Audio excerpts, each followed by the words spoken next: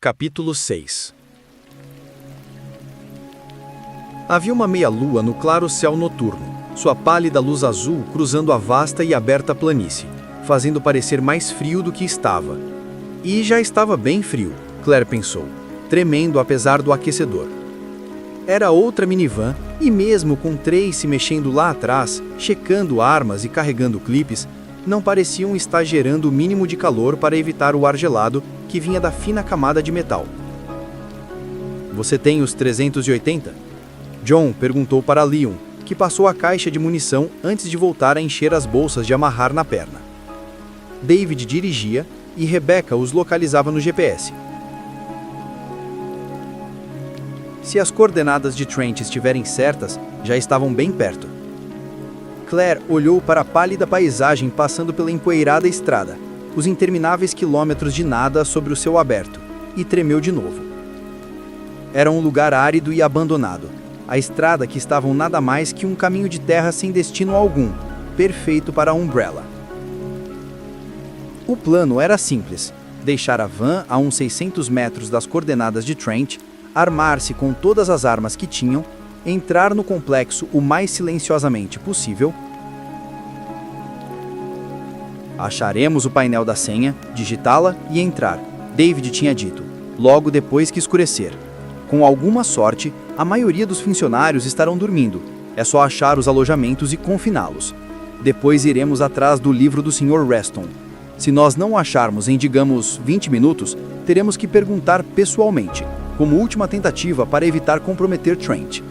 De livro nas mãos, nós voltaremos por onde viemos. Perguntas? A sessão de planejamento no hotel fez isso parecer mais fácil do que era. E com as poucas informações que tinham, as perguntas também foram poucas. Agora, dirigindo por uma vastidão interminável e gelada, e tentando se preparar psicologicamente, não parecia mais tão simples. Era assustador ir a um lugar que ninguém havia estado antes para procurar o item do tamanho de um livro de bolso. E mais, é a Umbrella, e teremos que intimidar um bando de técnicos e possivelmente ter que bater um dos grandões. Pelo menos eles estavam bem armados. Afinal, tinham aprendido algo sobre lidar com a Umbrella, que levar um pouco de fogo não era uma má ideia. Além das pistolas 9mm e múltiplos clipes para cada um, eles tinham 2 rifles automáticos M6A1, um para John e outro para David, e 6 granadas de fragmentação. Por precaução, David disse. Em caso de tudo dar errado, em caso de nós termos que explodir alguma criatura bizarra assassina ou centenas delas. Tá frio? Leon perguntou. Claire virou-se para a janela. Ele tinha terminado com as bolsas e estava segurando uma para ela. Ela pegou acenando em resposta. E você, não? Ele balançou a cabeça, sorrindo. Roupa de baixo térmica. Podia ter usado uma dessas em Raccoon. Claire sorriu. Você? Eu estava correndo de shorts. Pelo menos você tinha seu uniforme. Que já estava coberto de tripas de jacaré na metade do caminho dos esgotos, ele disse. E ela ficou grata por ele ter feito disso uma piada. Ele está melhorando, nós estamos. Agora, crianças, John disse severamente. Se vocês não pararem, nós vamos dar meia volta. Diminua, Rebecca disse lá da frente, sua voz quieta calando eles. David soltou o acelerador, a van diminuindo para um engatinhar. Parece que está a 600 metros a sudeste de nossa posição atual, Rebecca disse. Claire respirou fundo, viu John pegar um dos rifles e Leon apertar os lábios numa fria linha enquanto David parava a van. Era a hora. John abriu a porta lateral, o ar quieto e seco. Esperam que tenham um café. John suspirou e saltou da van, virando para pegar sua mochila. Rebecca carregou alguns suprimentos médicos, e enquanto ela e David desciam, Leon tocou no ombro de Claire. Você tá afim de fazer isso? Ele perguntou suavemente. E Claire sorriu para dentro, pensando no quanto doce ele era. Ela havia estado pensando em perguntar o mesmo. Nos dias desde Raccoon, eles ficaram bem próximos, e apesar de não ter certeza, ela percebeu alguns sinais de que Leon não se importava em se aproximar. Ela ainda não sabia se era uma boa ideia, e agora não é hora para decidir. O quanto antes pegarmos esse livro, o mais cedo iremos para a Europa. para Chris. Vou estar, ela disse, e Leon acenou, os dois descendo da van para se juntarem aos outros. David colocou John na retaguarda e ficou sozinho na frente, forçando todos os pensamentos negativos para fora da mente, enquanto marchavam para onde Trent disse que o local estaria. Não era fácil. Eles estavam despreparados com menos de um dia de planejamento, sem mapas, sem noção de como Reston era, ou que tipo de segurança estariam enfrentando. A lista não tinha fim, não é? E eu ainda estou levando eles. Caso tenhamos sucesso, eu posso me aposentar. A Umbrella ficará tão bem quanto morta, e ninguém mais precisará de mim de novo. Esse foi um pensamento que guardou consigo, uma pacífica aposentadoria.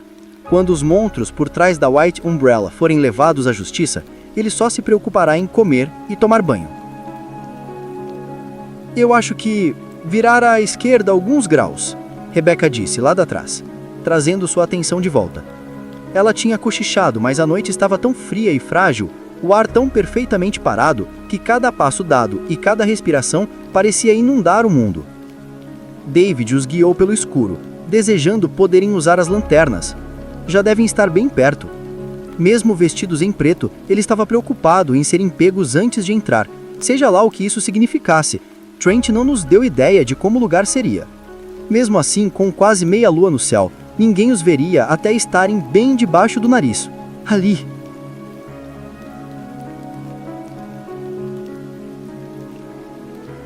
Um engrossamento de sombra bem na frente. David ergueu a mão, diminuindo os outros enquanto se aproximavam, enquanto via um telhado metálico refletindo a luz lunar. Aí viu a cerca, e depois um monte de construções, todas escuras e quietas. David passou a andar agachado, acenando para os outros segui-lo, apertando o rifle automático contra o peito. Eles chegaram bem perto para ver o grupo de altas construções terrestres atrás da cerca. 5, 6 galpões, sem luz nem movimento. Uma fachada falsa, com certeza. Subterrâneo, Rebecca sussurrou. E David acenou. Provavelmente. Eles discutiram várias possibilidades e essa pareceu a mais comum. Mesmo com a pálida luz, ele pode ver que os prédios eram velhos e sujos. Havia uma estrutura um pouco à frente dos 5 longos e alinhados galpões, todos com um telhado arredondado. Era grande o bastante para ser algum campo de teste, os galpões maiores tão grandes quanto hangares de aviões. Mas o local onde estava, sozinho no meio de um vasto deserto, velhos de um jeito que eram, tinha que ser subtérreo. Bom e ruim. Bom porque poderiam invadir o lugar sem muitos problemas. Mal porque só Deus sabe que tipo de sistema de vigilância eles tinham. O jeito era entrar rápido. David virou, ainda agachado, e olhou para a equipe. Nós vamos ter que acelerar e ficar abaixados. Subimos a cerca na mesma ordem. Eu na ponta, John na retaguarda. Nós temos que encontrar a entrada mais rápido possível. Cuidado com câmeras e estejam todos armados ao pisarem do outro lado. Acenos para todo lado, faces apreensivas.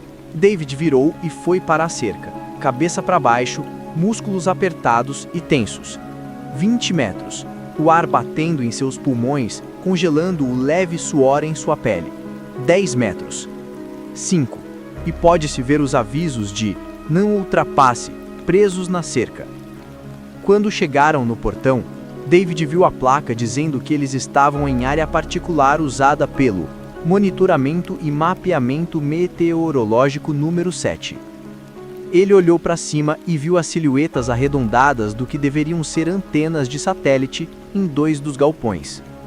David tocou a cerca com o cano da M16 e depois com a mão. Nada, e também não havia arame farpado, nem sensores. É óbvio, nenhuma estação meteorológica teria isso. A Umbrella é tão precavida com suas fachadas do que com qualquer outra coisa. Ele pendurou o rifle no ombro, agarrou o grosso arame e subiu. Eram só 2 metros, foi para o topo em 5 segundos, passou para o outro lado e pulou no arenoso chão do complexo. Rebecca foi depois, escalando rapidamente e com facilidade. David se ergueu para ajudá-la, mas ela aterrissou ao lado dele sem perder o equilíbrio. Ela sacou sua HKVP-70 e virou para cobrir a escuridão enquanto David olhava para a cerca. Leon quase caiu lá de cima, mas David o ajudou agarrando seu braço ao descer. Leon acenou para David, que foi ajudar Claire. Até agora, tudo bem. David varreu as sombras em volta deles enquanto John subia pelo lado de fora, seu coração pulando, todos os sentidos alertas. Não havia som exceto o balançar da cerca sob a escuridão. Ele olhou para trás quando John voltou para o chão, depois acenou na direção da estrutura da frente, a menor. Se ele fosse projetar uma falsa camuflagem, ele esconderia a entrada num armário de vassouras no fundo do último galpão, através de um alçapão na sujeira. Mas a Umbrella era convencida, muito presunçosa para se preocupar com simples precauções. Vai estar no primeiro prédio, porque eles acreditam que a esconderam tão bem que ninguém a encontrará. Porque se tem uma coisa que podemos contar, é que a Umbrella se acha muito esperta para ser pega. Assim esperava. Abaixado, David foi para o prédio, rezando para que, se houvessem câmeras, ninguém as estivesse vendo. Era tarde, mas Reston não estava cansado.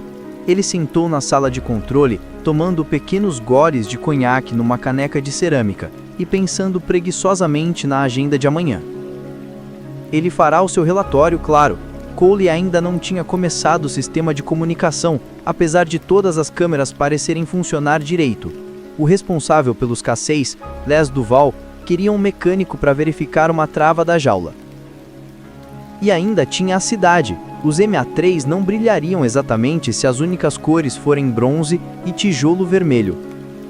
Mandar o pessoal da construção para 4 amanhã e ver como os AV1 se comportam nos puleiros. Uma luz vermelha piscou no painel à frente, junto com o suave alarme. Era a 6ª ou 7ª vez desde a semana passada. Tinha que mandar Cole consertar isso também. A ventania lá em cima poderia ser um problema. Num dia ruim, ela bate as portas dos galpões forte o bastante para disparar os sensores. Ainda bem que eu tô aqui. Quando o planeta estiver totalmente funcional, sempre haverá alguém na sala de controle para reiniciar os sensores. Mas, por enquanto, Reston era o único com acesso à sala. Se ele estivesse em cama, o suave e insistente alarme o teria forçado a se levantar. Reston esticou o braço para o botão, olhando para a fileira de monitores à esquerda, não por esperar ver alguma coisa, mas por uma questão de postura, e congelou, olhando para a tela que mostrava a sala de entrada a quase 400 metros acima, na visão de uma câmera no teto no canto sudeste. 4, 5 pessoas, ligando lanternas, todos de preto. Os finos raios de luz vaguearam pelos consoles empoeirados, nas paredes de equipamentos meteorológicos e iluminaram as armas que seguravam, revólveres e rifles. Ah, não. Reston sentiu quase um segundo de medo e desespero antes de lembrar quem ele era. Jay Reston não se tornaria o homem mais poderoso do país, talvez do mundo, entrando em pânico. Pegou o aparelho debaixo do console, que o conectaria com os escritórios particulares da White Umbrella. O canal abre assim que o tirar do gancho. Aqui é Reston. Ele disse e ouviu a frieza na voz dele, ouvi-la e senti-la. Nós temos um problema. Eu quero uma ligação para Trent. Eu quero que Jackson me ligue imediatamente. E enviem uma equipe agora. Eu a queria aqui para 20 minutos atrás. Ele olhou para a tela enquanto falava, para os intrusos, e apertou os dentes. Seu medo inicial virou raiva.